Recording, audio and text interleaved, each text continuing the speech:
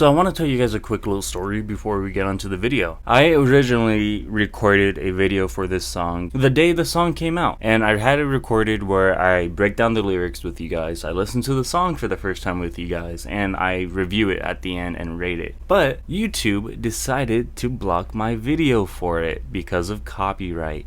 I knew this was going to happen. I knew copyright was going to be on the video. I knew I was going to get a claim for it. I did not expect them to block my video though, because I did the same thing for the song Middle of a Breakup and I didn't get blocked. You guys were able to watch that, but for some reason, for local God, they decided to block my video.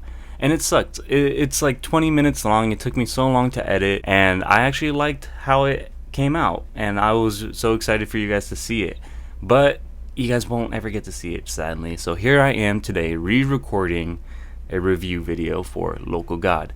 Now, since I've already heard the song, I'm not going to be listening to it.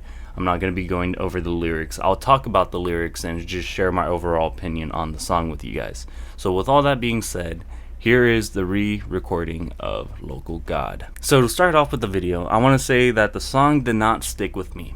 It really didn't, especially at first when I first heard it. I did not like the lyrics. The lyrics to me didn't make sense. I understood the background of the song was about Ryan Ross, the former bandmate of Panic at the Disco and Brendan's friend. I don't know if they're still friends to this day. I hope they are, but for now I'm just going to call them exes. So I knew the song was about Ryan, and that honestly got me really excited and hyped for the song. I thought the song was going to be really interesting and I couldn't wait to hear it. But when I read the lyrics, they didn't stick with me. I didn't really think they were strong lyrics, and I couldn't see the connection to Ryan. Well, I mean, I did at first, but again, like when he says, "I'm almost famous and you never really cared about that." What does he mean by that? Is he just saying that he wants Ryan to acknowledge that he's famous? Because why? Like, why does he care that Ryan doesn't care about anything that Brendan's doing? After a few more listens, paying attention more to the song and the lyrics itself, I understand it a lot better. I mean, I still don't really like the sound, and that's one thing that bugged me throughout the song too, was Brendan's vocals.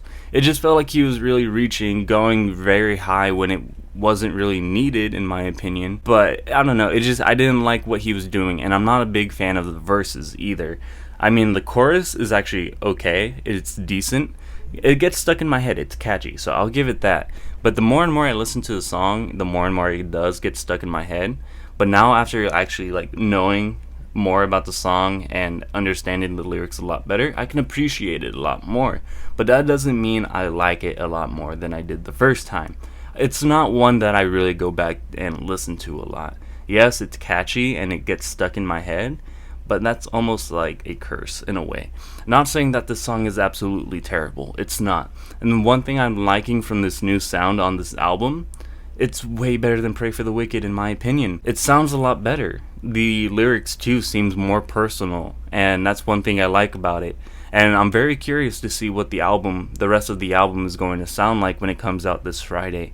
And I'll be doing a review video for that, so if you guys are interested, make sure you guys are subscribed and have that notification on for when that comes out on Friday. But I want to talk more about the lyrics and what the song really means now, because he says that in the chorus, "You'll be remembered for the thing you're not, local God."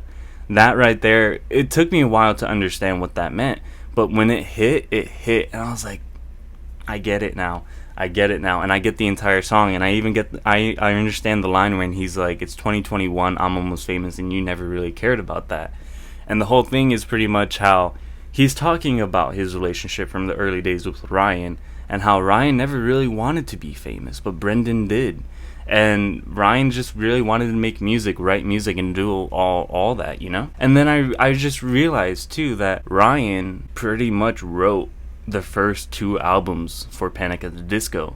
He wrote majority of A Fever You Can't Sweat Out, if not majority, the entire thing. Same thing with Pretty Odd. He wrote majority of that album. I know actually on that album Brendan has some songs that he wrote on that, but it was majority Ryan Ross. And so that's why I understand the lyric, "You'll be remembered for the thing you're not, local God." So he's saying that Ryan Ross is the local God.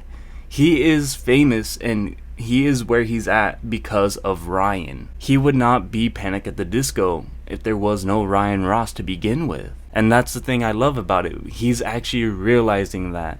And I hope he appreciates Ryan a lot more and treats him well. And that's why I hope they're still friends, you know.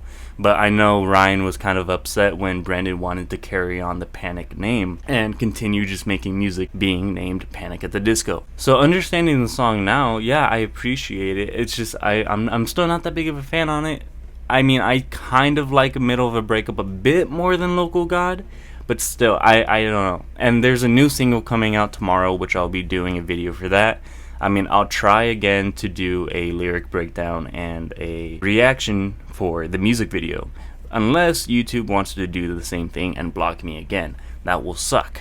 It really will. So if you guys are also interested in that, be sure to look out for that tomorrow when that comes out. But Local God, Ryan Ross is the local god, and he is somebody who doesn't get enough credit, honestly, and I'm glad Brendan made this song to give him that appreciation that Ryan needs, because again, without Ryan Ross, there would be no Panic at the Disco.